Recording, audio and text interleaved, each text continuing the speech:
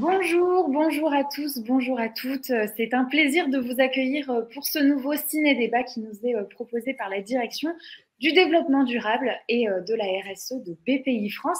Alors c'est un débat qui prend du coup son contexte dans un événement très particulier puisque c'est le festival Cinema for Change qui a lieu du 11 au 16 avril au cinéma Le Grand Rex à Paris. Toutes les informations sont à retrouver sur le site internet cinemaforchange.org. Et aujourd'hui, on va parler avec mes deux invités de biodiversité, alors plus spécifiquement de comment les activités humaines ont un impact sur cette biodiversité, des conséquences délétères que ça peut avoir, et puis aussi, sur une note un peu plus positive, des solutions qu'on peut trouver justement pour essayer d'enrayer ce fléau. Alors pour en parler, j'accueille aujourd'hui avec moi Jean-Marc Fromentin, chercheur en écologie marine. Bonjour. Bonjour Margot, bonjour à tous. Et nous aurons également avec nous pour ce débat Yvan Bourgnon, navigateur et président fondateur de l'association The Sea Cleaners. Bonjour Yvan. Bonjour tout le monde. Alors, juste avant d'échanger avec vous deux sur cette question de l'érosion de la biodiversité, je vous propose de découvrir un court-métrage qui s'appelle 3 Seconds, donc 3 secondes en français. Ça dure un peu plus de 3 secondes, je vous rassure. On regarde ça et on se retrouve juste après. Bon visionnage. Fun fact, planet Earth is 4.5 billion years old. Mankind, about 140,000 years old. Let me put that in perspective. If you condense the Earth's lifespan into 24 hours, that's 1 full day, then we have been here on this planet for, drum roll please, 3 seconds. 3 seconds. And look what we've done. We have modestly named ourselves Homo sapiens, meaning wise man. But is man really so wise? Smart, yes, and it's good to be smart, but not too smart for your own good. Yes, we have split the atom. Yes, we build clever machines that navigate the universe in search of new homes, but at the same time, those atoms we split created nuclear warfare. In our quest to explore the galaxy, rejects and neglects the home that we have here now, so no, that cannot be wisdom. Wisdom is different. While intelligence speaks, wisdom listens, and we willingly covered our ears to Mother Nature's screams and closed our eyes to all of her help-wanted signs.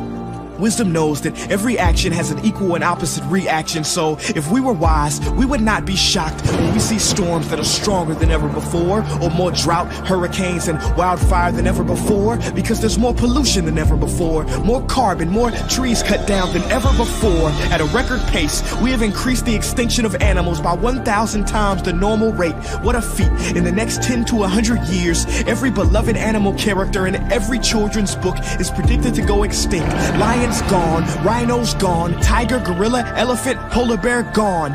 In 3 seconds. Species that have been here longer than us will be gone because of us. In this 3 seconds. In an existence shorter than a Vine video, we turn the circle of life into our own personal conveyor belt. Somebody, anybody help. We were given so much, the only planet in this solar system with life. I mean, we are 1 in a million. No, actually, scientifically, we are 1 in a billion, trillion. That's a 1 followed by 33 zeros. And I don't want to get too spiritual, but how are we not a miracle? We are perfectly positioned to the sun so we don't burn, but not too distant so we don't turn to ice.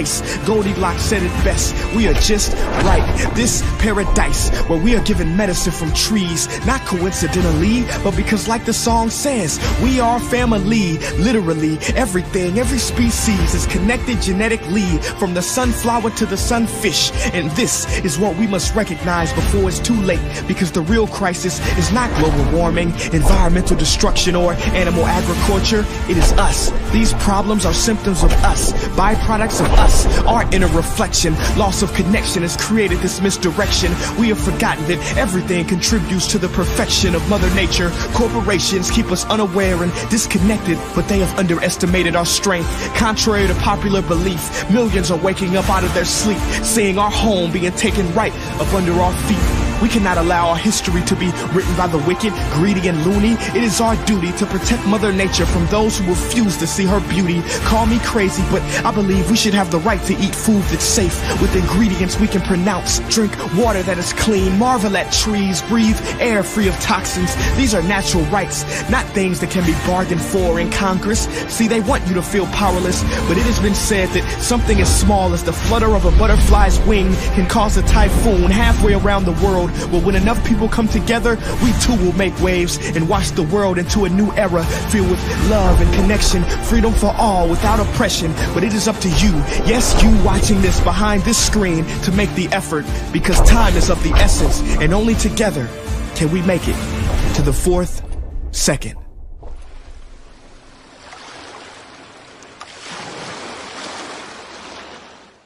Voilà, c'était donc le court-métrage américain, 3 Seconds, réalisé en 2016, et il avait reçu le prix de l'environnement lors du 9e festival Cinéma for Change. Alors, je vais retrouver nos deux invités. Jean-Marc Fromentin, je le disais rapidement, vous êtes chercheur en écologie marine, mais aussi coprésident d'une évaluation d'un groupe d'experts internationaux qui portait sur l'utilisation des espèces sauvages, l'utilisation durable des espèces sauvages. On aura l'occasion d'en reparler. Et vous, Yvan Bourgnon, de votre côté, vous êtes skipper. Vous aviez remporté, si je ne me trompe pas, la Transat Jacques Vabre en double en 97. Et en 2016, vous avez donc fondé l'association de Sea Cleaners qui, on va aussi en reparler, collecte en fait des déchets plastiques dans les océans et fait aussi de la prévention sur Terre. Alors, on va peut-être commencer par vos impressions après ce court-métrage. Yvan Bourgnon, qu'est-ce que vous en avez pensé ? Moi, j'adore ce message, évidemment. Ce qui est juste un peu dur, c'est que c'est énormément d'informations, mais c'est la volonté du documentaire de passer un maximum de messages en peu de temps.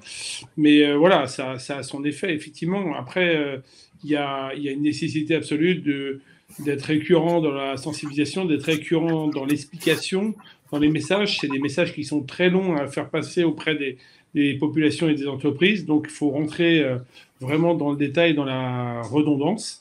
Mais voilà, on peut se servir évidemment de documentaires comme ça pour illustrer tout ça.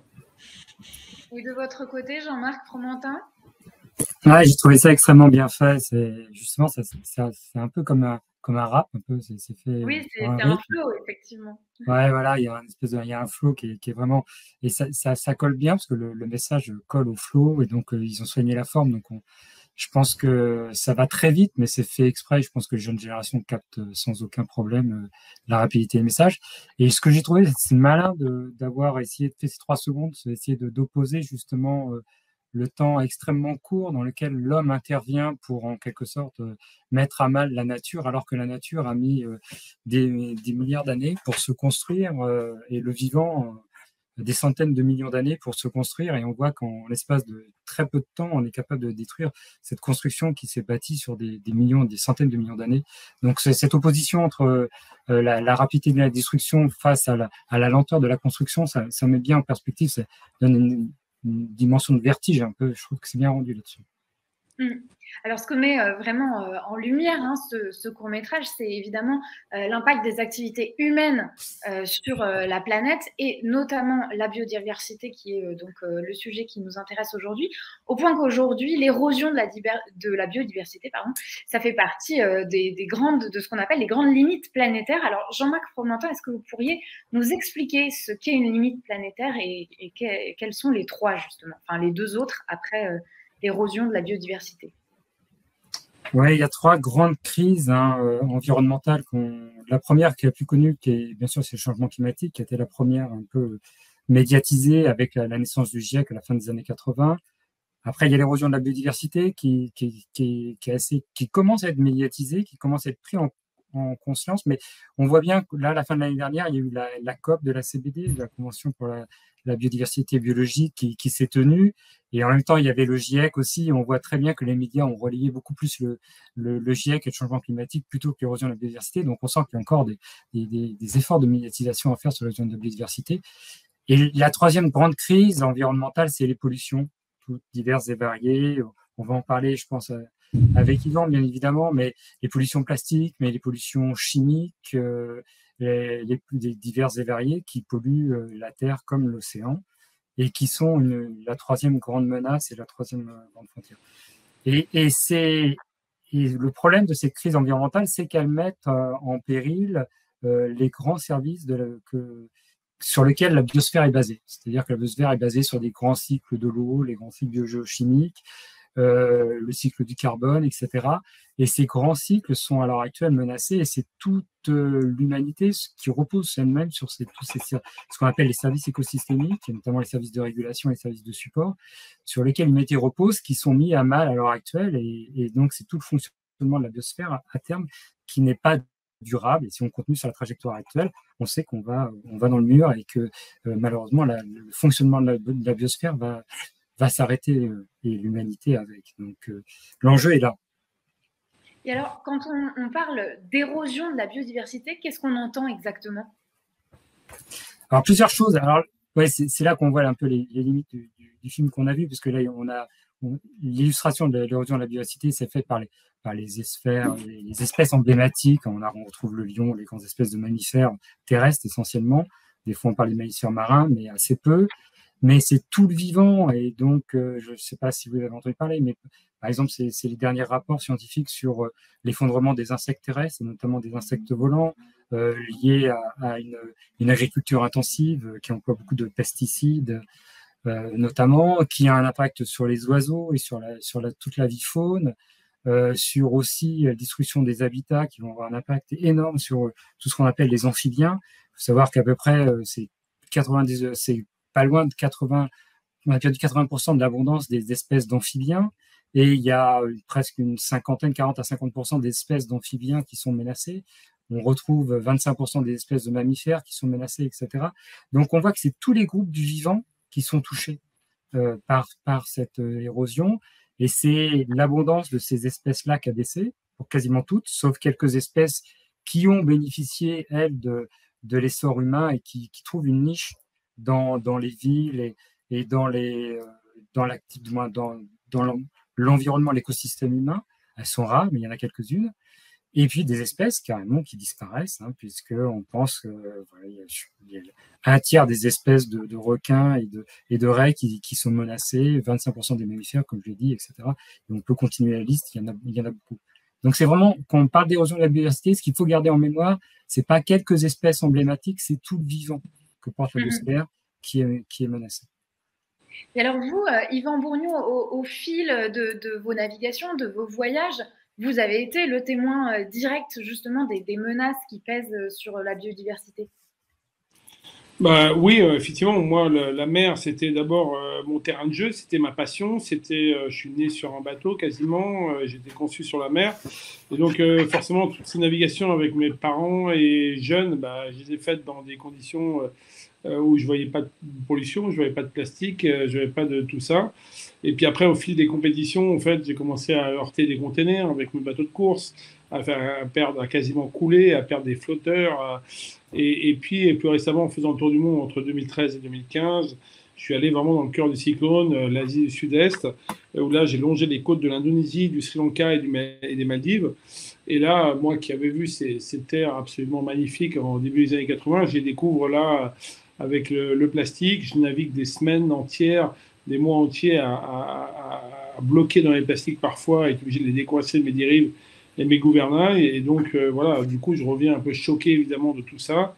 Je me rends compte que, voilà, c'est évidemment, en Europe, on ne voit pas trop ça, même s'il y a encore beaucoup trop de déchets plastiques, notamment à ramasser sur les plages. Mais c'est là-bas, effectivement, qu'on prend la mesure de cette pollution. Et donc, ça a été naturel pour moi, derrière, de m'engager à fond là-dessus. Alors, Jean-Marc Fromentin, juste avant, vous parliez des services que la nature rend aux hommes. Est-ce que vous pourriez nous donner un exemple concret, en fait, de ce qu'est un service écosystémique, comme on les appelle?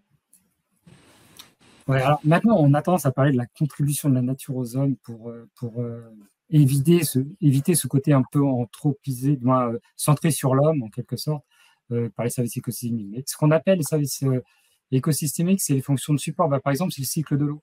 C'est-à-dire que la biosphère, on va avoir tout le cycle de l'eau qui va passer par le grand réservoir, bien sûr, c'est l'océan, l'évaporation qui va faire que la vapeur d'eau va se retrouver dans l'atmosphère, et cette vapeur d'eau va retomber sur la Terre sous forme de pluie pour se retrouver captée dans les rivières, les fleuves et les sources souterraines, et qui vont approvisionner tout le vivant terrestre. Et tout ce cycle de l'eau est extrêmement important parce qu'on comprend par ce cycle de l'eau passe aussi le cycle des nutriments dont les plantes ont besoin pour pousser, et sans plantes et sans algues, il n'y a pas de vie sur Terre, dont tous les animaux dépendent, nous les premiers.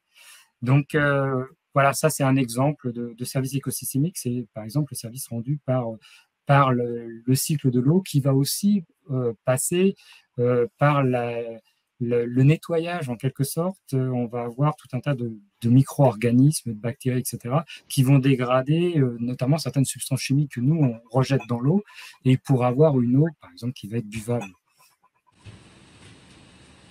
D'accord, et ce sont ces micro-organismes potentiellement qui peuvent être menacés et ne plus du coup jouer leur rôle, si je vous suis bien.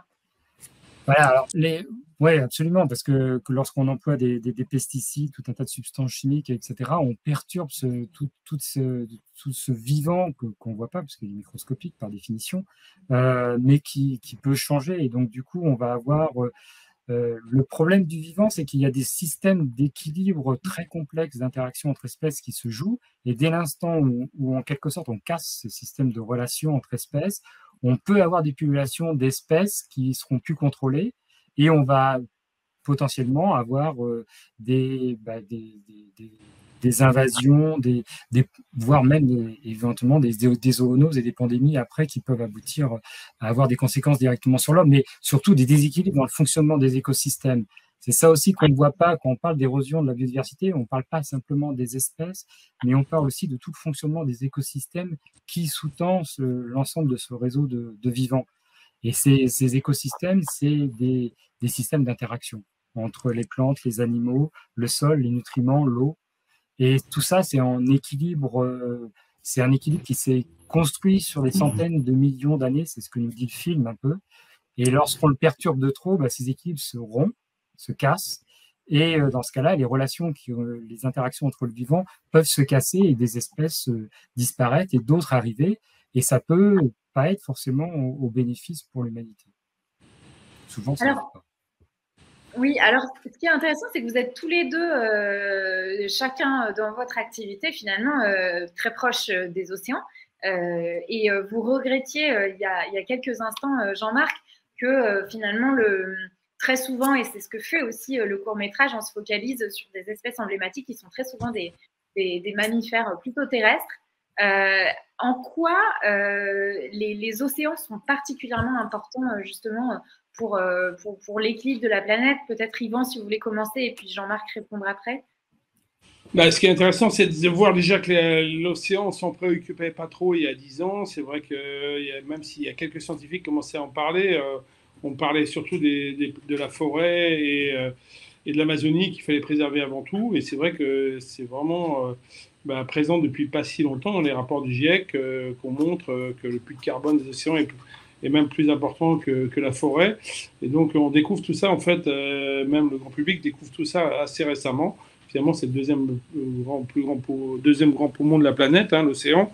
Et c'est vrai que voilà, quand on perturbe ces océans, quand on les acidifie, quand on perd aussi les fonctions principales de la régulation du climat.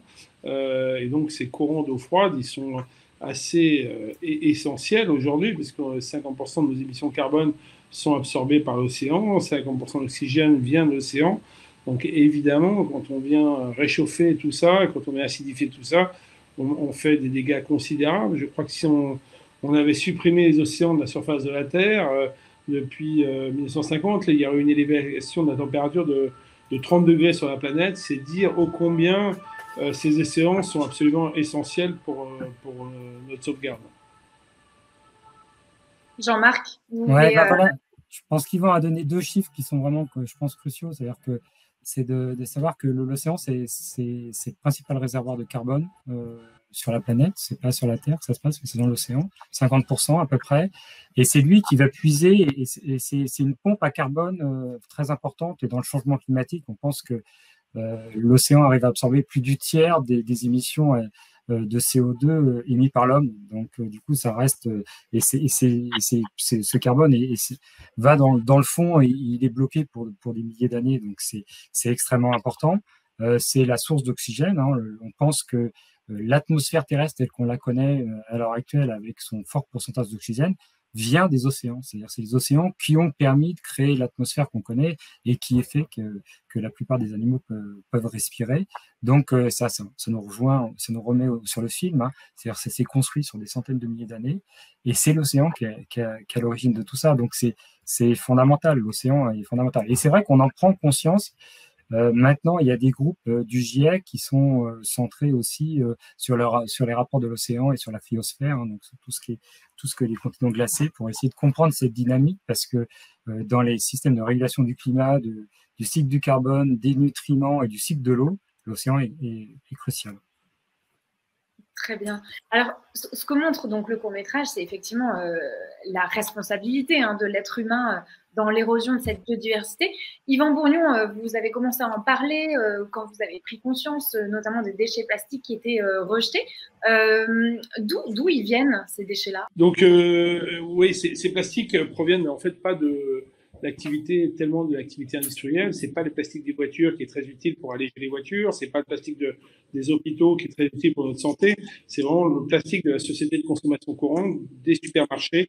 C'est celui-là, en fait, qui est responsable. Si on enlevait tous les sacs plastiques et toutes les bouteilles d'eau plastique de la surface de la planète, on enlèverait 40% de la pollution des plastiques par les océans. Dans les océans. Donc, on voit combien il faut s'acharner à faire en sorte que les consommateurs suppriment les plastiques de leur caddie. Ça, c'est un combat essentiel, évidemment. Et donc, on a besoin de parler à tout le monde, au grand public, aux entreprises, à ceux qui fabriquent aussi ces produits, à faire en sorte qu'on favorise le vrac, le carton, le verre, même, qui est parfois intéressant. Et puis, on dit que souvent, le meilleur de plastique, c'est celui qu'on ne consomme pas. Il y a, en ce moment, je vois réapparaître beaucoup de plastique biodégradable, qui est absolument insupportable parce qu'effectivement, il y a très peu de gens qui ont encore des composts, donc c'est bien quand ils terminent dans un compost, mais comme 90% des gens n'ont pas de compost, ce plastique-là va malgré tout, il ne se décompose pas dans l'océan. Et c'est pas un compost, donc il va mettre quand même 500 ans à se régénérer. Et donc, du coup, voilà, il y a un combat énorme. Et il faut bien comprendre que cette pollution, elle est surtout en Asie du Sud-Est actuellement, de plus en plus en Afrique, en Amérique du Sud. Et donc, il y a un besoin énorme d'aller déployer des solutions de sensibilisation, des missions scientifiques et des missions de collecte dans ces pays-là. Et pour ça, on a besoin d'aide, évidemment, de pays riches comme l'Europe pour pouvoir le faire. Alors, donc la pollution plastique, c'est une chose. Jean-Marc Fromentin, quelles sont les autres activités humaines qui participent le plus à l'érosion de la biodiversité?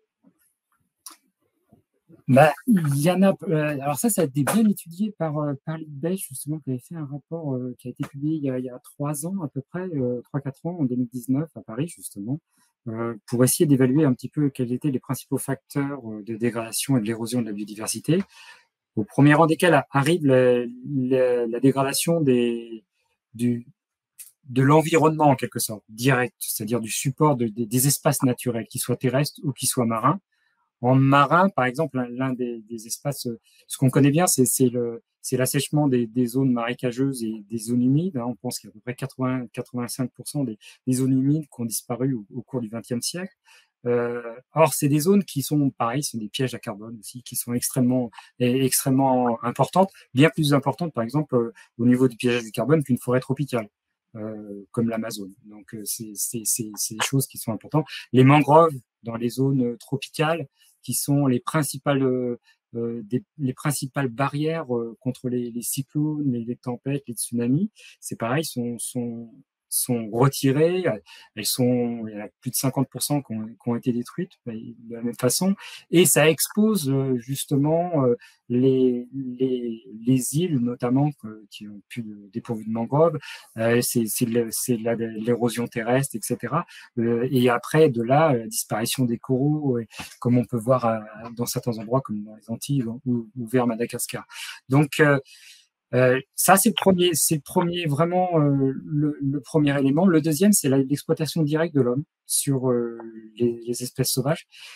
Je pense qu'on se rend pas compte parce qu'au XXIe siècle, on pense que de toute façon qu'on est complètement en quelque sorte indépendant de la nature. Alors on y reviendra après. Je pense que c'est vraiment quelque chose sur lequel on doit revenir. L'homme dépend encore. On est dans la nature. On est un des éléments de la nature et on en dépend énormément. On utilise encore toujours plus de 50 000 espèces sauvages pour différents usages. Hein. Pas qu'on pense qu'on en utilise à peu près plus de 10 000 juste pour la nourriture, mais après c'est pour l'énergie, pour la médecine, pour l'éducation, pour tout un tas d'usages matériels, de construction, des choses comme ça. On utilise encore pas mal d'espèces sauvages et souvent on en surutilise. Et on a pas mal de cas de surexploitation et de déclin d'espèces, voire de disparition d'espèces, qui sont liés à la surpêche, à une chasse trop intensive, ce genre de choses. Ça, c'est le deuxième élément. Le troisième élément, c'est le changement climatique. Le changement climatique qui est donc lié directement aux activités industrielles humaines, change beaucoup, impacte beaucoup la dynamique des espèces, leur distribution et en font disparaître pas mal. Et la zone tropicale est la zone la plus touchée. Le quatrième point, c'est les pollutions. On en a parlé, pollutions diverses et variées. On a parlé déjà de l'impact des pesticides, par exemple directement utilisant l'agriculture sur les insectes et sur les oiseaux en milieu terrestre. Et le dernier élément, c'est les espèces invasives qui sont liées à l'augmentation du commerce mondial et des échanges mondiaux et qui font qu'on importe des espèces qui vont éradiquer des espèces natives dans certaines parties. D'accord. Alors là, on a fait un peu le constat qui est assez terrible sur l'érosion de la biodiversité. Et puis vient forcément le moment de parler de solutions. Yvan Bourgnon, donc je le disais, vous avez cofondé, vous présidez l'association The Sea Cleaners en 2016. Est-ce que vous pourriez nous expliquer un petit peu les actions justement que vous faites avec cette association?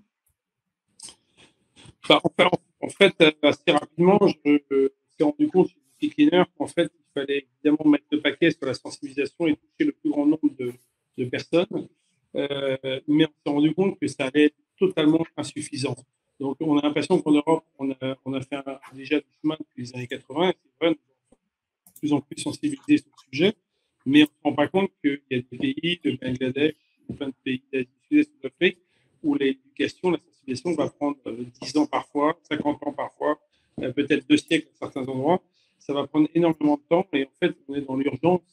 Quand on parle des plastiques dans les océans, là, dans le dernier rapport des Américains, on parle de 3 à 4 fois dans l'océan en 2040. C'est demain 2040. Donc, c'est une urgence absolue. On consomme de plus en plus de plastique. On passe de 8 à 12 milliards d'habitants. Donc, tous ces chiffres, en fait, ne font que exponentiels, ne font que exploser. Et donc, nous, le constat vis-à-vis de ça, c'est de dire, en fait, ce n'est pas suffisant de sensibiliser. Il faut mettre le paquet là-dessus, mais il faut aussi collecter. Quand vous avez toutes les poubelles à Paris, vous ne posez pas la question de savoir si la nature va faire bien les choses. Voilà, vous déployez des moyens colossaux pour aller collecter et traiter ces déchets qui sont devant chez les gens. Et de la même manière, nous, on se dit, il n'y a pas le choix, en fait. On a cette opportunité que 80% des plastiques proviennent de la Terre et donc arrivent par les cours d'eau, essentiellement par les fleuves. Et donc, on voit, moi qui ai été voyagé, qui était dans les fleuves de Java, d'Asie du Sud-Est, du Vietnam et autres, on voit que les estuaires des grands fleuves, c'est une opportunité importante de collecter ces plastiques avant justement qu'ils partent dans le fameux 7e continent. Parce qu'après, c'est trop tard. En fait, après, ça se décompose en microparticules de plastique et après, c'est décimé en surface entre 2 eaux au fond de la mer et on ne peut plus rien faire.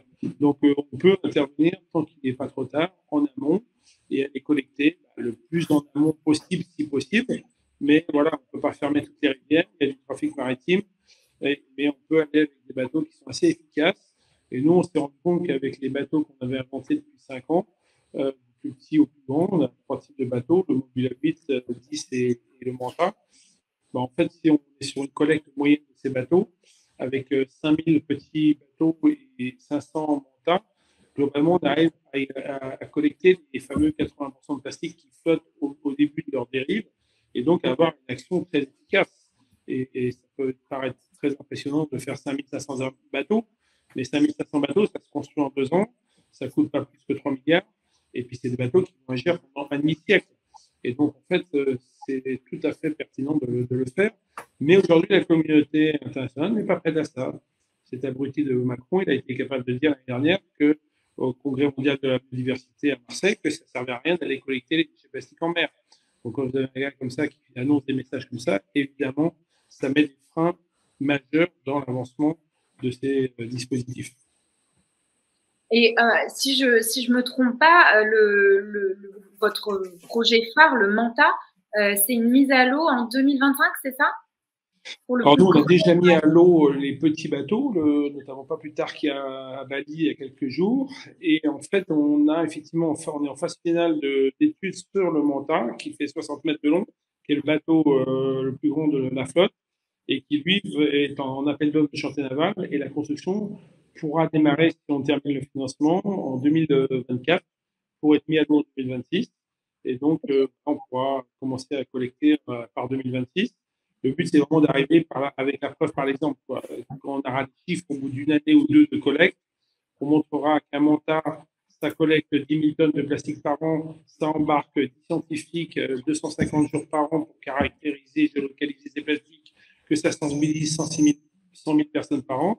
Là, on verra tout l'intérêt en fait de s'acquérir ces solutions.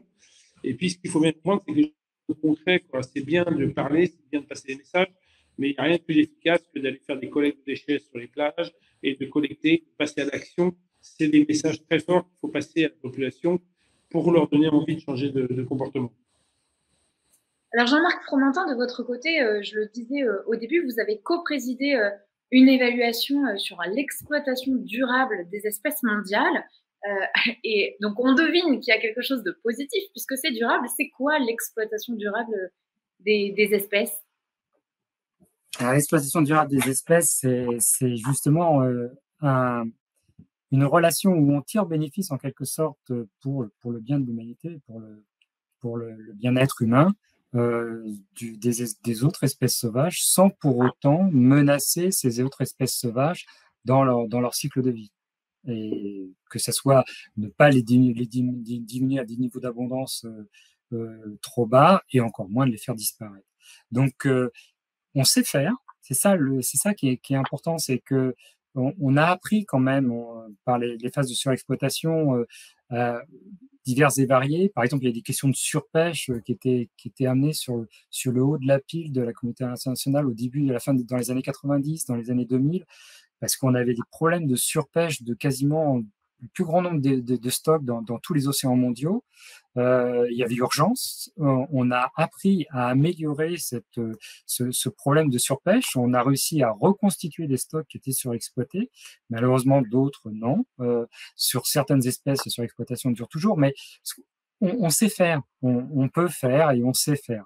Donc, ce qui manque à l'heure actuelle, c'est un peu ce que disait Yvan, c'est-à-dire que c'est un peu toujours comme si on était en première en quelque sorte. Il faudrait passer la deuxième et la troisième pour aller un petit peu plus vite et mettre un petit peu ces solutions qu'on connaît.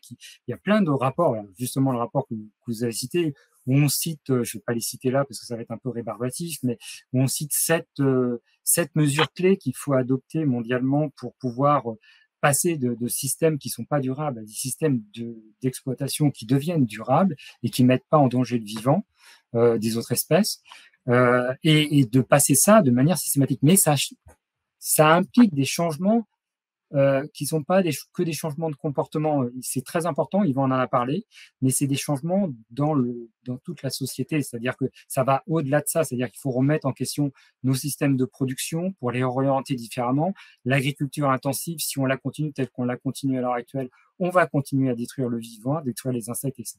Donc, il faut passer à un autre type d'agriculture. C'est pareil pour l'exploitation des poissons, etc. Donc, il y a tout ça à remettre en cause. Ça veut dire que ça remet en cause le système de production lui-même en cause, le système de production lui-même, tout son système industriel, pour qu'on dégage moins de CO2, bien évidemment, pour qu'on ait moins d'impact négatif sur le vivant en général.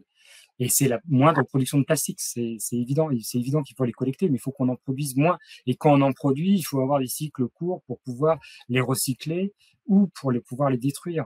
Donc c'est tout ça. Et ça implique d'avoir des changements assez drastiques et rapides. Sinon, ça ne va pas fonctionner. En parlant justement de cette production, vous, Yvan Bourgnon, justement, vous en appelez aux entreprises à changer leurs pratiques, notamment celles de l'agroalimentaire qui produisent énormément de déchets plastiques. Et on parlait beaucoup de l'Asie du Sud-Est avec vous, qui, pour ces pays-là, emballent encore énormément, notamment l'eau et tout ça. Ça, c'est aussi un sujet, vous lancez vraiment un appel aux entreprises à s'impliquer sur cette production plastique. Oui, et je pense qu'il y a un phénomène absolument désastreux en ce moment, c'est le mot greenwashing. C'est-à-dire qu'en fait, on fait peur aujourd'hui aux entreprises qui s'engagent et elles ont, à chaque fois qu'elles ont envie de faire quelque chose, elles sont tapées sur les doigts. Et donc, il y a des ONG qui sont responsables de ça, il y a du grand public, il y a tout ça. Mais en tout cas, moi, je vois que les entreprises, il faut arrêter de leur taper dessus et il faut les accompagner. Voilà, nous, on a 72 mécènes chez nous. Il y a des gars qui ne polluent pas, il y en a qui polluent beaucoup. Mais ce qui est sûr, c'est qu'ils se cassent tous le cul à essayer de trouver des solutions. Et ceux qui ne se bougent pas sortent de chez nous naturellement au bout d'un an ou deux. Donc, moi c'est ça, c'est de voir, effectivement, comme l'explique Jean-Marc, c'est de voir les systèmes de production évoluer. C'est de voir qu'on va entendre, il y a des choses qui vont prendre du temps. C'est malheureux, c'est vrai qu'on est dans l'urgence. Mais en tout cas, il faut que ça puisse vraiment transformer les modèles de production. Et puis, à un moment donné, il faut aussi être dans la compensation et dans l'action. Et ceux qui ont les meilleurs outils pour ça, ce sont les ONG en général. Il y a des ONG qui font un travail exceptionnel, notamment pour les océans, que ce soit sur la surface, le plastique et d'autres sujets. Et ces moyens qu'on donne aujourd'hui aux ONG est absolument dérisoire. Aujourd'hui, en France, on dispose, le mécénat d'entreprise, c'est 220 millions d'euros. Qu'est-ce que vous voulez que toutes ces ONG fassent avec 220 millions d'euros? Ce n'est pas 220 millions d'euros qu'il leur faut, c'est 220 milliards d'euros. Malheureusement, je n'aime pas parler d'argent, mais aujourd'hui, c'est ça qui est un vrai problème. Les seules entreprises qui ont eu le courage cette année d'annoncer qu'ils allaient verser 15% de leurs bénéfices pour leur service RSE, c'est la Maïf et le Crédit Mutuel. Mais toutes les entreprises françaises et mondiales devraient avancer ça. Et 15%, ce n'est rien du tout. Quand en plus elles ont 60% de déduction fiscale, ça veut dire qu'elles donnent 6%. Et on a déjà, c'est les super-héros, quoi. Et donc, non, moi j'attends des entreprises qui disent, moi je vais donner 50% de mon bénéfice pour ces problèmes majeurs, parce qu'il y en a besoin dans les 30 prochaines années. Et là, il y a effectivement, il y a beaucoup à faire, parce que il y a encore des entreprises qui ne sont pas du tout au rendez-vous là-dessus. Et il y a aussi, vous le disiez, un manque de volonté politique pour encourager également ces entreprises à sauter ce pas-là.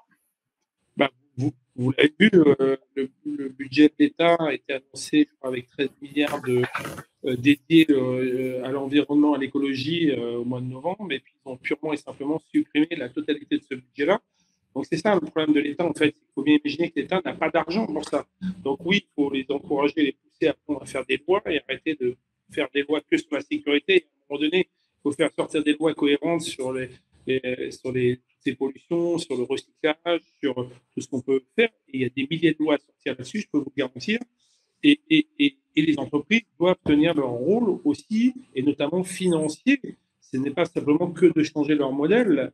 Évidemment qu'elles doivent changer de modèle, évidemment qu'elles doivent produire mieux, mais à un moment donné, quand elles sont sur leur trajectoire carbone, elles doivent aider aussi, elles doivent aider des entreprises à mission, elles doivent aider l'intérêt général, elles doivent aider la planète, et donc elles doivent aider les supports qui existent pour ça, quoi. Jean-Marc, allez-y. Ouais, j'allais rebondir un peu là-dessus. Je suis tout à fait d'accord avec ce que dit Yvan. Et à côté de ça, je rajouterais le fait que faut que l'État puisse aider, accompagner des initiatives locales. Et ça, on a pas mal d'initiatives locales qui montrent qu'à un moment donné, ces initiatives locales peuvent aider et renverser la vapeur. Il y a plein d'exemples sur des petites pêcheries artisanales où finalement on était dans des situations, je pense par exemple à la pêcherie du Pirarucu en Amazonie, c'est un énorme poisson qui fait plus de 2 mètres, c'est le poisson phare de l'Amazone. C'était surpêché, le gouvernement du Brésil avait essayé de mettre en place des systèmes de régulation, ça marchait pas, il n'y avait pas de contrôle, il y avait de la contrebande. Bon bref, c'était un cauchemar, le cauchemar qu'on connaît dans plein de systèmes pêche, chasse, etc. Et c'est une communauté autochtone du Minérao, je crois, qui a décidé de reprendre en main cette situation juste sur son petit territoire. Et à ce moment-là, elle a eu besoin, en quelque sorte, que le gouvernement fédéral brésilien l'encourage et puisse lui donner un certain nombre d'autorisations. Ce que le gouvernement brésilien a fait, ça a été un petit peu difficile, mais il l'a fait. Et ils ont pu mettre en place un système communautaire avec les pêcheurs, où les pêcheurs avaient des droits de pêche, mais aussi des droits de police, etc. Ils mettaient un système de gestion en place, etc. Ils ont fait appel à des scientifiques pour avoir un peu d'informations supplémentaires. Et cette communauté gérait cette pêcherie. Donc, c'était vraiment le gérer au niveau local. Et c'est un système qui a fonctionné. C'est-à-dire qu'on est passé d'un système de surpêche à un système où l'espèce n'est plus surpêchée. Ils ont augmenté leur capture. La population de poissons a été multipliée par 10. Et ça a été un tel succès que ça a été, sur les 10 dernières années, ça a été étendu à une centaine de communautés surtout pourtour du Brésil, hein, et aussi sur l'Amazonie péruvienne. Donc, on voit qu'à un moment donné, c'est simplement avec une volonté locale très forte qui peut être qui a un moment besoin d'être relayée par l'État ou par un système fédéral, peut arriver à renverser la vapeur. Et ça, c'est extrêmement important. Donc, l'action locale, je pense, est fondamentale aussi. Ça rejoint un peu ce que vous disiez tout à l'heure, où vous avez commencé à esquisser la réflexion de notre rapport à la nature. Et quand on prend les choses au niveau local, on se dit justement qu'on a plus de chances de se sentir plus connecté à la nature et de sentir qu'on est vraiment dans la nature et pas un être vivant qui serait en dehors et qui ne ferait que l'exploiter.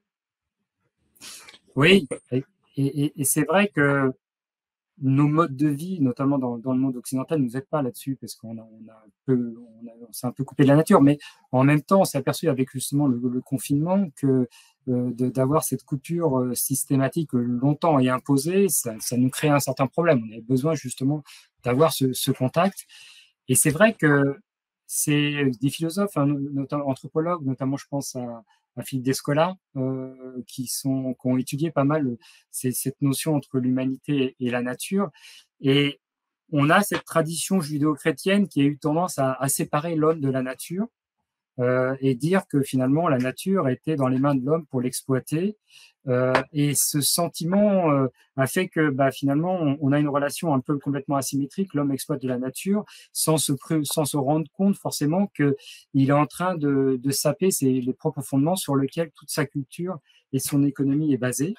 Alors qu'on a d'autres sociétés, et la science nous dit la même chose d'ailleurs, d'autres sociétés où l'homme est plus imbriqué dans la nature, il fait partie de la nature elle-même, et où là, les relations avec la nature sont beaucoup plus équilibrées. Et ça, on a pas mal d'exemples de peuples autochtones ou de communautés locales qui ont des rapports à la nature beaucoup plus entremêlés, liés, et qui font que finalement, dans ces sociétés-là, en général, la nature s'érode beaucoup moins, il y a beaucoup moins de forte érosion de la nature, des animaux, de la biodiversité, parce que justement, il y a une relation beaucoup plus respectueuse, plus attentive et moins destructrice.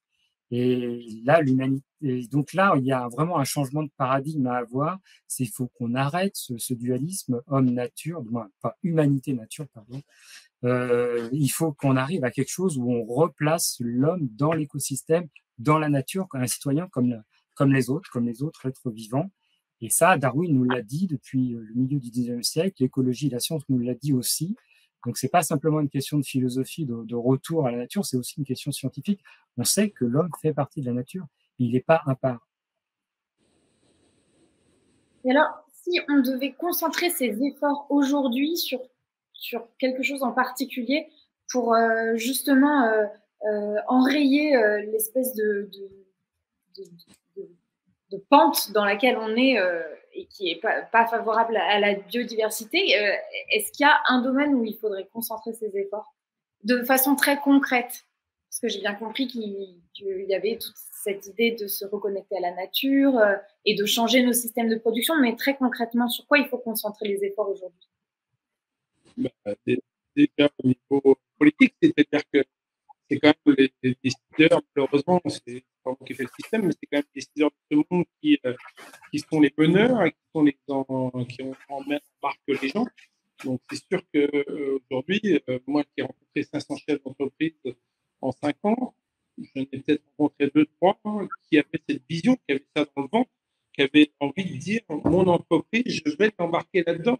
Je veux plus que ce soit juste une entreprise où les gens sont bien payés et jouent au baby-foot à la récréation. Je veux les embarquer dans cette aventure de se dire putain, on fait quelque chose d'utile pour la société. En France, il n'y a que je crois 10 ou 20% des gens qui pensent qu'il faut quelque chose dans leur travail pour la société. Mais il faut que ce soit 95% demain. Donc, c'est sûr que le dirigeant d'entreprise, de politique, à un moment donné, il doit pouvoir porter ça dans ses tripes. Et voilà, oui, il a d'autres problèmes avec d'autres, oui, il a le pouvoir d'achat, oui, il a la sécurité, oui, il a le machin. Mais s'il n'a pas ça dans ses tripes, il ne peut pas le porter. Et donc, forcément, ça revient à ce que dit Jean-Marc, il faut qu'à un moment donné, on arrive à remettre les gens dans la nature, voilà, sur l'océan, dans la forêt, dans les montagnes, d'arrêter d'aller s'enfermer dans les hôtels 4 étoiles et s'étaler sur la plage et faire les crevisses, reprendre son sac à dos, aller revoir ce qui se passe dans la nature, aller retoucher les plantes, les fleurs, l'eau, les palper les poissons, nager avec les requins. Et là, on va recomprendre et se remettre dans le bain. Et on va avoir peut-être des dirigeants qui vont reprendre le truc. Ce qui, moi, me réjouit quand même à certains moments, c'est que je vois ces jeunes qui ont cet ADN-là. Et donc, j'espère que ces jeunes qui vont être aux commandes demain vont vraiment transformer les choses et imposer un autre rythme par rapport à tout ça. Jean-Marc, sur ce sujet-là, est-ce que vous pensez qu'il y a voilà, des efforts à concentrer sur un truc en particulier? Je pense que c'est plein de petites actions. C'est-à-dire qu'il faut pas, il y a pas une seule chose à faire, il y a plein de choses à faire. C'est-à-dire que lorsque on doit agir à l'échelle locale de manière à avoir un comportement soi-même, chacun de soi-même plus en adéquation avec les limites de la nature, c'est-à-dire faire attention à son bilan carbone. Ça, je pense que c'est ça. Maintenant, c'est devenu une responsabilité pour chacun. Faire attention à ça, c'est-à-dire essayer de changer ses comportements, changer ses comportements aussi de consommation, bien évidemment. Par exemple, lorsqu'on achète du poisson, faire attention que c'est si possible que ça vient de pêcheries qui soient par exemple exploitées durablement et pas de pêcheries surexploitées où on ne sait pas d'où ça vient. Et c'est pareil si on va manger des choses qui viennent de l'aquaculture ou qui viennent de systèmes agroalimentaires. Alors ça, c'est facile à dire parce que ça va être pour nous, on va dire, qui sommes dans des pays relativement riches, on peut avoir ce biais-là. C'est plus compliqué dans des pays qui sont plus pauvres où là il y a des questions de subsistance qui sont importantes et qui font que les comportements, on va dire plus écologiques sont pas forcément possible. Et c'est là que comme le disait Yvan, l'impact politique, et c'était tous les enjeux des négociations à la CBD et au dernier GIEC, c'est-à-dire que les pays riches donnent les moyens aux pays pauvres pour pouvoir s'adapter à avoir des économies qui soient moins destructrices et moins émettrices de CO2. Et là, il y a un véritable enjeu politique au niveau international qui s'est enclenché. On l'a bien vu ces dernières années, ça s'est enclenché. Il y a eu des promesses de dons qui ont été faites de pays riches vers les pays pauvres. Il faut que ça se concrétise et que cet argent dans ces pays pauvres soit bien utilisé. Voilà, donc c'est dire s'il reste encore du chemin à faire. Écoutez, merci beaucoup. Il va être l'heure de clore cet échange autour de l'érosion de la biodiversité. Je voudrais remercier évidemment la direction du développement durable et de la RSE de BPI France qui l'a proposé.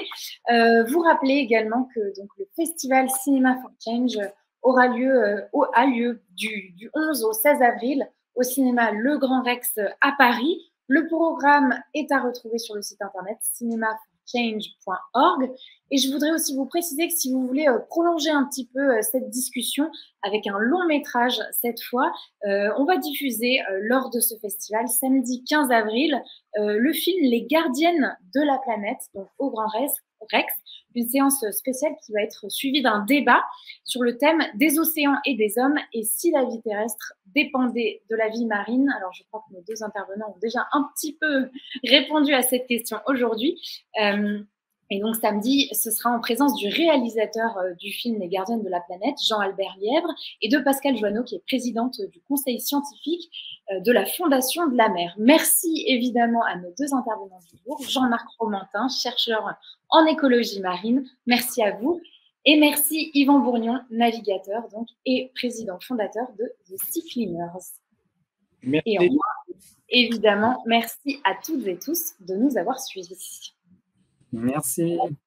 Au revoir.